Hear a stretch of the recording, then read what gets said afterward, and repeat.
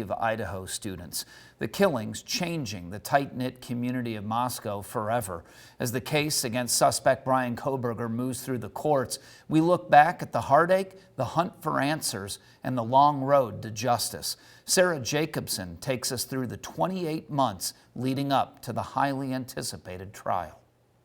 On November 13th, 2022, Moscow police responded to a grisly scene at an off-campus home.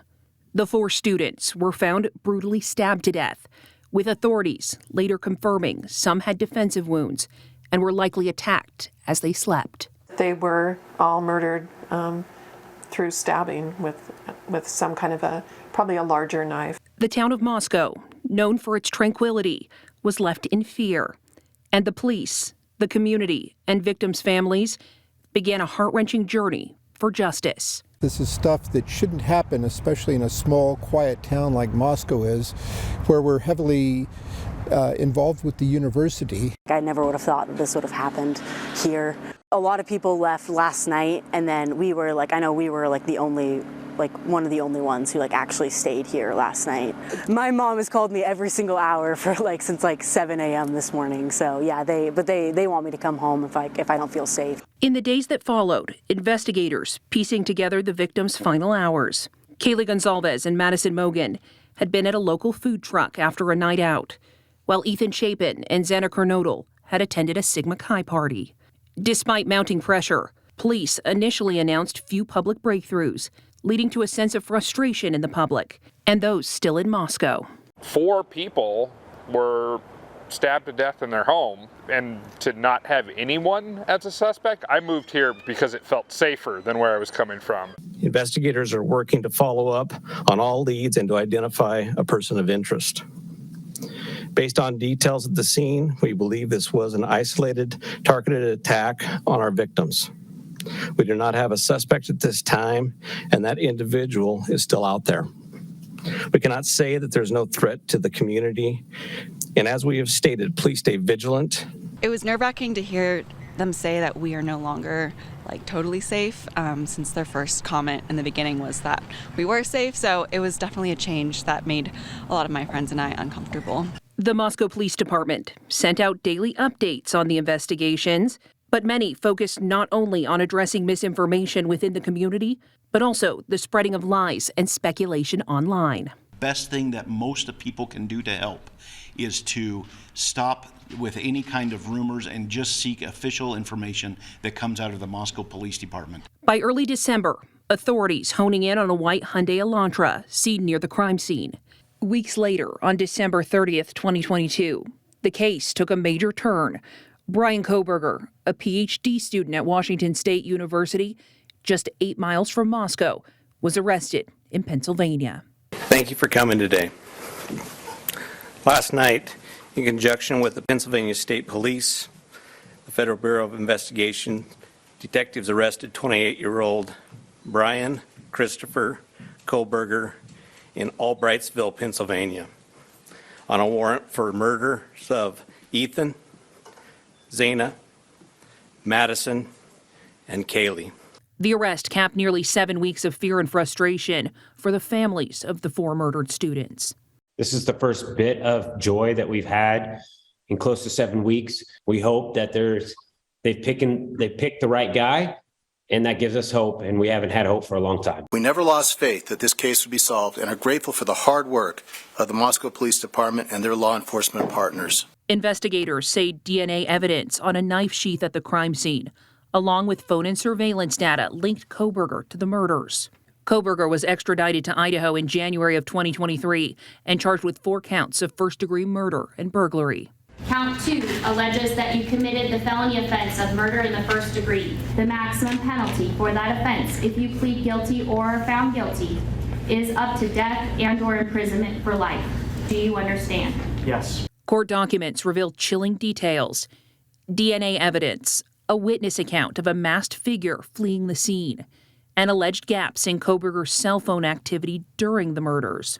Prosecutors have since announced their intent to pursue the death penalty. Prosecutors saying the killings were especially heinous, and Kohberger exhibited utter disregard for human life. Both the defense and prosecution anticipate a lengthy trial. Kohberger's defense has questioned the validity of DNA evidence and challenged Idaho's death penalty laws. I understand the stakes in this case are as high as they can possibly be in any case, but you are professionals. You have taken oaths, both as of officers within your jurisdictions, but also as attorneys before this bar. The case has seen its share of delays after extensive pretrial motions and a decision to move the trial out of Latah County.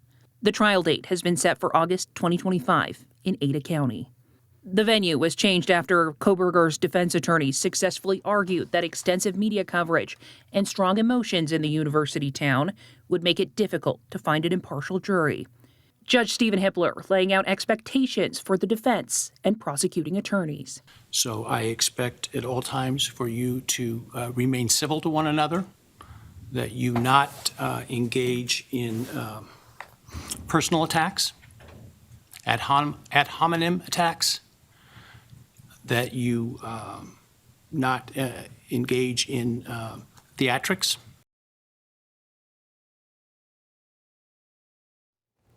Now, Kohberger's defense team is pushed to have a substantial portion of the evidence against him thrown out, claiming it hinges on an unconstitutional investigative method.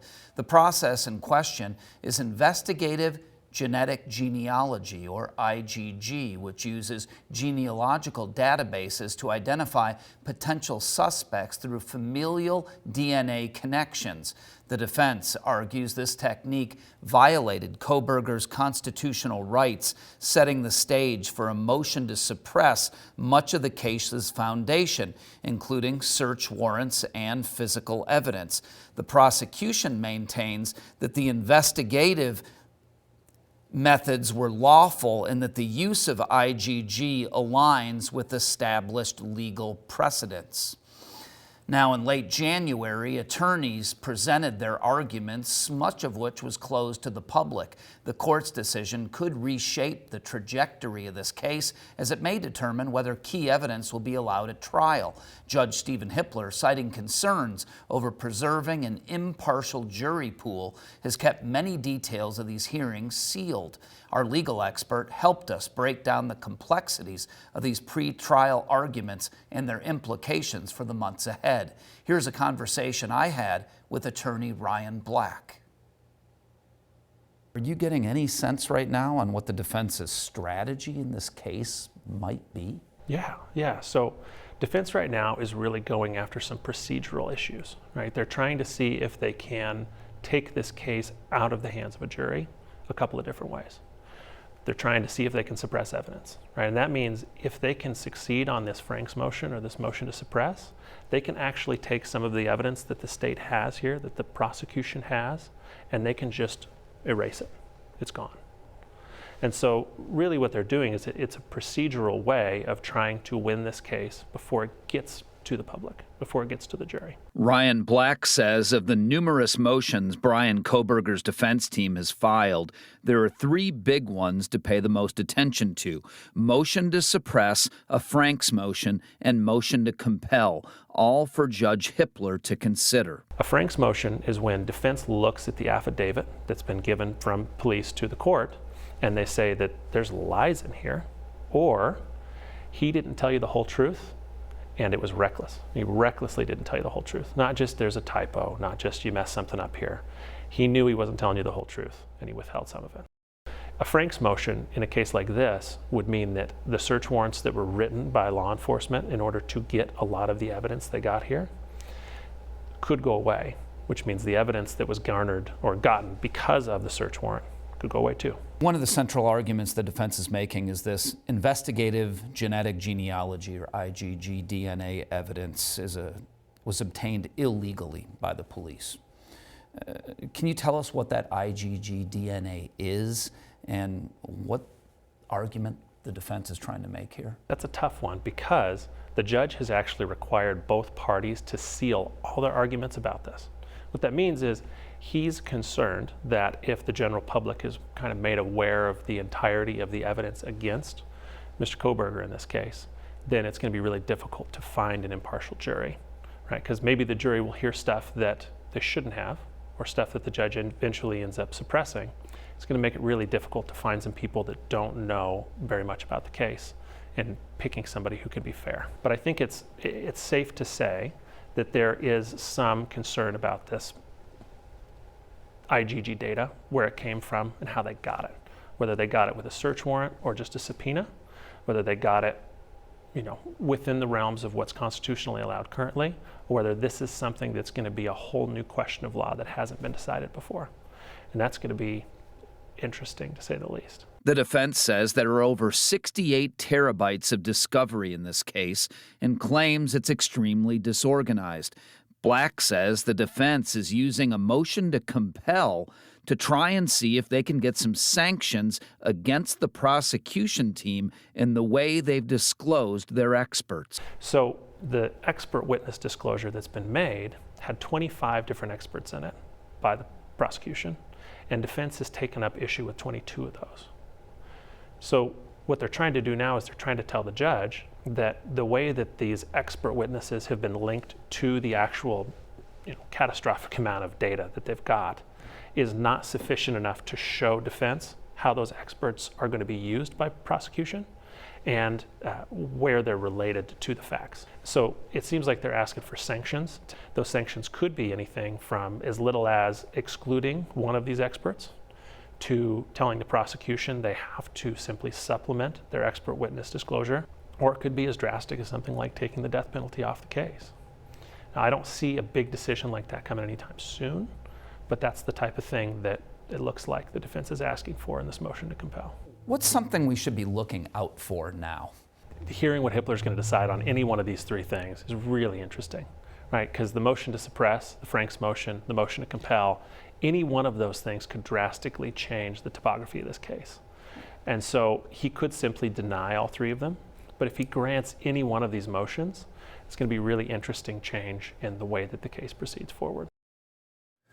Bryan Kohberger's trial is currently scheduled to begin August 11th. As that date approaches, our news team will be there every step of the way, bringing you comprehensive coverage of the case, the courtroom, and the impact on our community.